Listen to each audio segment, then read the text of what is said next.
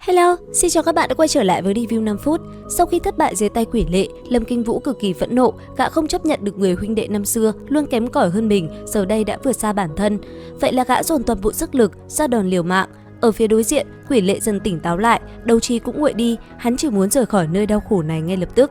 Trong một khoảnh khắc quyết định, khi có thể hạ sát Lâm Kinh Vũ, hắn lại chần chừ và chọn cách tránh né.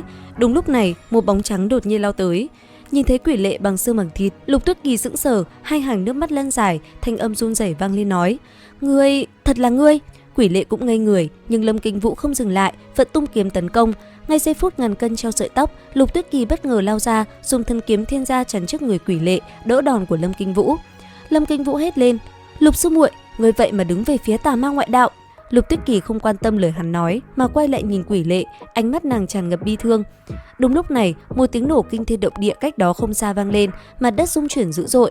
Đạo Huyền sau khi bị trọng thương đã quyết định chơi lớn, ông lẩm bẩm khấn vái tổ sư, chấp nhận vạn kiếp bất phục để cứu thiên hạ. Ngay khi thiên cơ ấn được kích hoạt, toàn bộ linh khí của 7 ngọn núi Thanh Vân được rút ra, tụ lại và truyền hết vào Chu Tiên cổ kiếm. 7 luồng kiếm khí của kiếm trận hợp nhất lại thành một thanh cự kiếm khổng lồ, phát ra uy lực kinh thiên động địa. Đối mặt với thanh thần kiếm hủy diệt này, thú thần không hề sợ hãi, trái lại, hắn ngửa mặt lên trời cười lớn.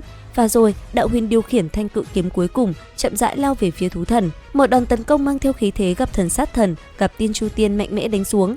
Đối mặt với thanh Chu Tiên cuồng kiếm hủy thiên diệt địa, thú thần không hề né tránh mà còn gầm lên, lao thẳng vào đối đầu trực diện. Một cảnh tượng kinh hoàng diễn ra, thú thần dùng hàng chục cánh tay còn lại bao bọc hắc khí, cố gắng bắt lấy thanh thần kiếm. Thế nhưng Chu Tiên kiếm quá mạnh, nó từ từ xuyên qua lớp phòng thủ của thú thần. Từng cánh tay một bị ánh sáng trắng nuốt chửng. Cuối cùng, thanh kiếm ghim thẳng vào ngực thú thần. Một luồng sức mạnh khổng lồ ép thân thể hắn co rút lại, từ hình dạng quái vật trở về hình dáng thiếu niên ban đầu. Cùng lúc đó, Chu Tiên cự kiếm cũng biến mất, chỉ còn lại thanh Chu Tiên cổ kiếm cắm sâu trên ngực y. Thấy vậy, Đạo Huyền chân nhân hiện ra, mắt đỏ ngầu, sát khí đằng đằng. Thú thần thì cười thảm, khen một câu thật giỏi, rồi bất ngờ dùng hai tay nắm chặt lấy thân kiếm.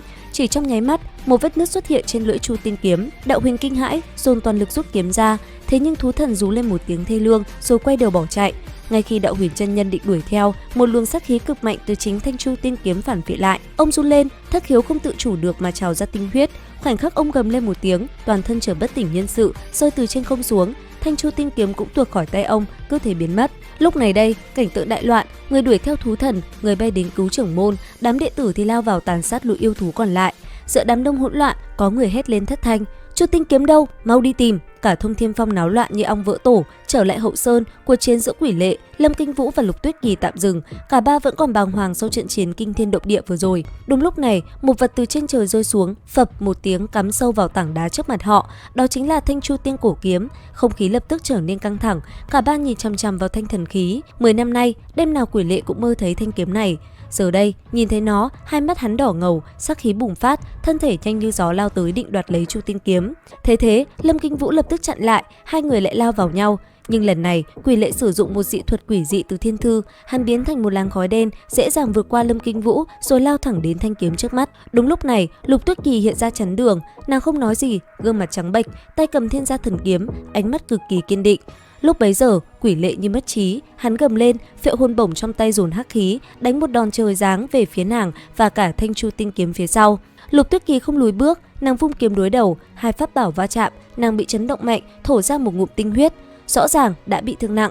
Thế nhưng Quỷ Lệ không thèm để ý, hắn quét tay hất Lục Tuyết Kỳ bay ra xa, còn bản thân lao đến trước Chu Tiên kiếm. Hắn nhìn chăm chăm vào thanh cổ kiếm, cười như điên dại. Không một chút do dự, hắn giơ phệ hồn ma bổng lên, nhắm thẳng vào vết nứt trên thân Chu Tiên kiếm và chuẩn bị đập xuống.